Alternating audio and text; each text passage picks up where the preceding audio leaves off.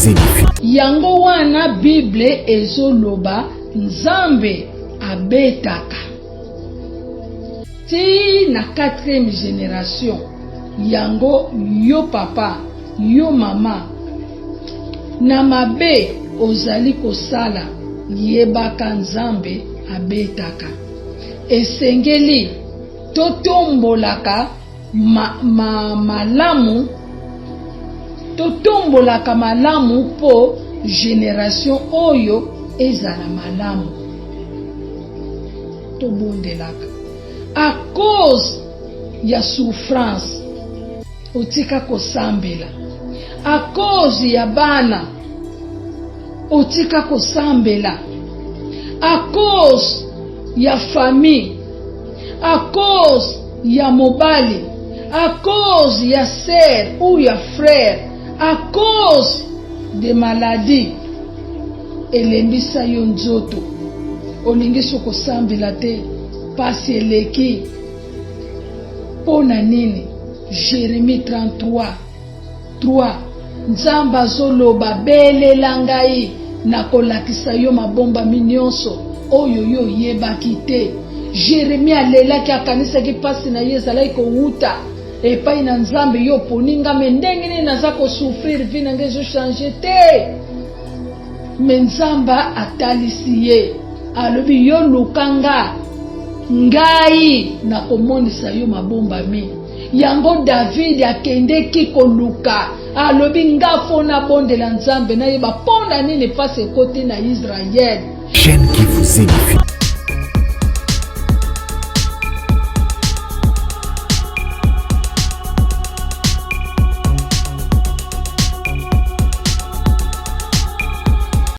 Lelo toye ko partager parole o Nzambe atie biso a cœur.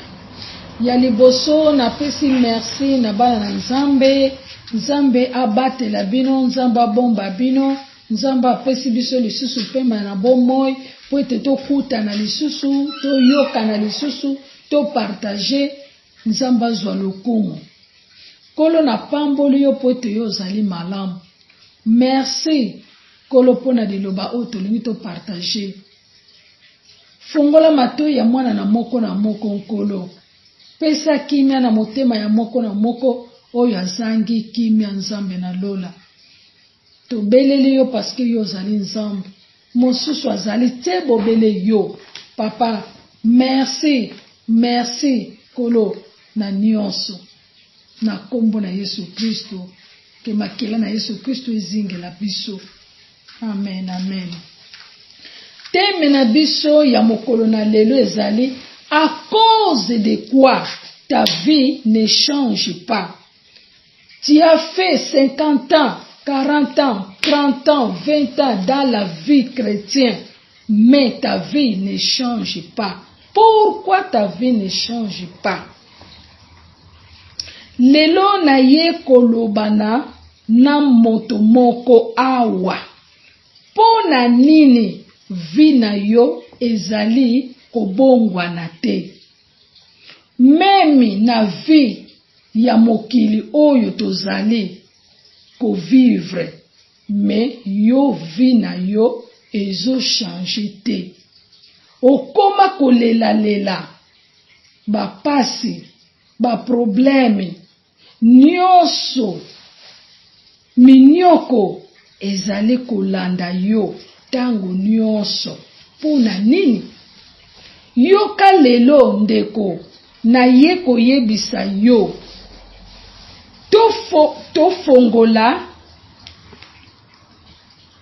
Tofongola mokanda ya 2 Samuel chapitre 21 verset 1.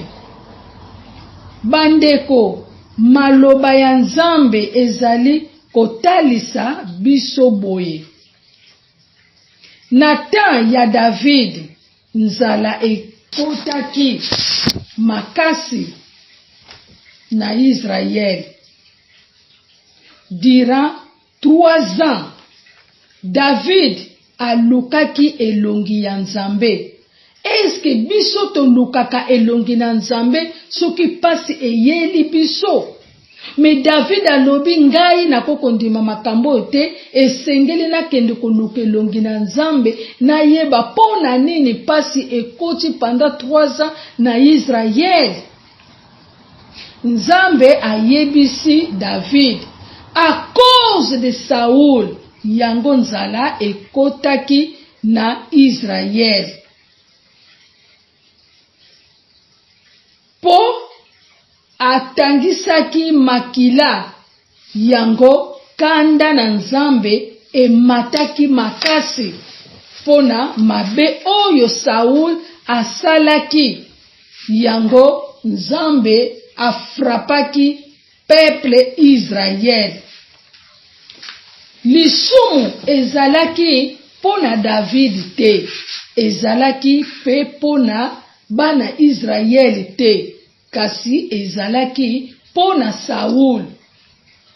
Po ye moto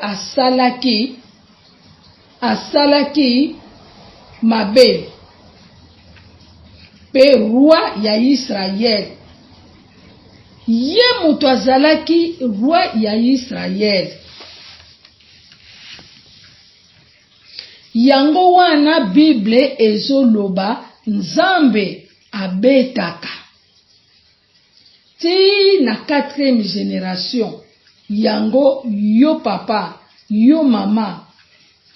Na mabe ozali kosala yebaka Nzambe abetaka. Esengeli totombolaka malamu. Totombolaka malamu po génération oyo ezala malamu. Tobondelaka. À cause ya souffrance otika kosambela. À cause ya bana otika kosambela. À cause ya famille. À cause ya mobali. À cause ya sœur ou ya frère.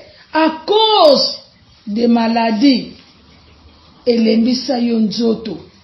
Olingi soko sambela te, pasi eleki. Pona nini? Jérémie 33:3. Nzamba zoloba belela ngai na kolakisa yo mabomba minyonso oyo yo yebaki te. Jérémie alelaki akanisaki pasi na ye ezalaki kowuta epai na Nzambe yo poninga mendenge nini naza kosouffrir vi na ngezo changer te. Me Nzamba atalisi ye alobi yo lukanga ngai na komonisa yo mabomba mi. Yango David akendeki koluka alobi ngafo na bondela Nzambe na yeba pona nini pasi ekote na Israël. Eza pe lokola biso na tangu ya lelo omoni souffrance pasi ezali koya kota mabondeli luke elongi ya Nzambe. Ndenge David akendeki koluka, ndenge Jérémie akendeki koluka. Nzambe akobombela yo te, Nzambe akomonisa yo molimo mosantu ekoclaire yo okomona wapi place pasi na yo ezali kowuta. Biti ya ngoi lelo biso bana na Nzambe tokotaka lisusu te na mojindo, tokomi na distraction na nyonso ezali koleka na se ya tango. Soki David azalaki na distraction ayeba ke fona luka Nzambe pona yeba pasi ya bana Israël ezowuta wapi. Bongo ya yo na nga lelo tozoluka po toyeba epai wapi ezali kowuta oyo ya biso. Mandeko totelama na mabondeli tozala lokola basali ya kala o Nzambe alukaka pe bazalaki koluka. Bomonaki bino moko ezala na tangu ya Esther ye pa kotaki mabondeli atindaki voir noko na ye Mardoché kekende koyebisa bango ba gene ngai pa wana gene po ete nakoka kokoma na place ya roi pona kobikisa bato oyo milimo ezalaki na danger. Bongo yo oyebi molimo na yo eza wapi? Totala ba famille ndenge na wuti kuloba à cause souffrance eleki mingi à cause ya bana nanga santé malamu te kobonga malamu te donc nyonso mabe famille na ngai mabe oyo baza nango mobali na bala Seigneur ngai nzambe mwasi na zwa tala donc nyonso wana kota mozindo otuna nzambe pasi nanga euta wapi nasali 50 ans église banda na banda ko sambela nasali 20 ans église banda na banda ko sambela vie nanga change kaka te pourquoi ta vie ne change pas chercher Dieu merci bana na nzambe mwa liloba oya moke nzamba asili kopesa biso tika nzamba zwa lokumu zonga bobele pai na ye merci nzamba pambola bino oyo azwi yango anker tomekana lukunukelongi ya nzambe alakisa biso nini tosala botala tango ebelemi tokomi na tango ya Yesu tala bagere tala bapasi nanu kute bandele bongo tokokota te toluka elongi na nzambe bitumba ezouta wapi nyonso komama na apocalypse ese ekokisami bandeko totelama tokota mabondeli merci beaucoup nzambe apambola bino bana na nzambe abatela bino abomba bino na se ya makila na ye molimo santo azwa garde ya moko na moko lipai nyonso bozali na mabota merci Seigneur nzambe apambola bino azala kati na bino natondi nzambe wana nayebi kolela na bino mabondeli na bino nzambe akosala Ukraine kozwa kimia motema ya Poutine nzamba kotushe ye pona mabondeli tango tokota tolelela nzambe wana pote kimi pesa mela biso merci nzamba pambola bino abenir bino oyo bazoluka mabota nzamba pesa bango na likolo bana bazali ebele oyo bazoluka misala nzamba afongola ba porte nyonso bozwa misala oyo bazana maladi nzamba pesa guérison bana etike nzambe ndabatela kaza papa na biso miteme sike zoki nzambe akanga yango amelisango mai ya pio bozwa na kimia merci nzamba pambola bino mona bino na butu na lelo na tiki bino nyonso na maboko na nzambe abatela bino tiko ya na ye merci Seigneur chaîne qui vous édifie.